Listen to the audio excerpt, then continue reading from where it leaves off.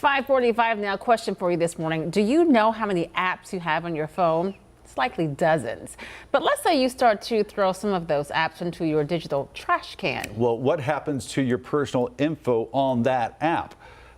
That's what Kalie Marantette is working to verify this morning. If you're trying to clear up space on your home screen or there's an app you don't use anymore, trashing them is common. But what happens to all that personal information within that little square? Does deleting an app mean all of your data is deleted on it too? Let's verify.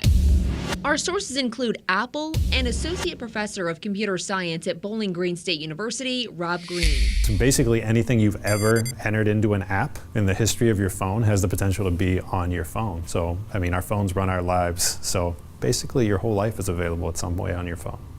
It's not clear if the same goes for other phone providers, but Apple states that if you delete a built-in app from an iPhone, you also remove any related user data and configuration files.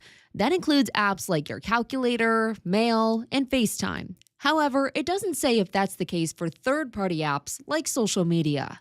So you may have had this experience where you delete an app and then you download it again and suddenly it sort of still has the same preferences and settings. That's because it didn't delete anything. But a home screen or app isn't the only place your information can be. Additionally, all that data is typically synced to the cloud somewhere, and companies have different policies about how they keep that data, what they do with it after you delete an app or you delete an account. Green says if you want to know what could happen with your information, you'll need to read those long terms and service agreements.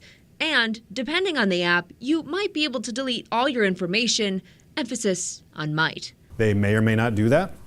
They may or may not agree to it. Most of the major providers, so for instance, if you have accounts with Apple or Google, you can log into those providers and actually get a record of all the data they have on you and make those types of requests to see that data and to have it deleted. So we can verify, no, if you delete an app from your phone, it does not mean your data is deleted too.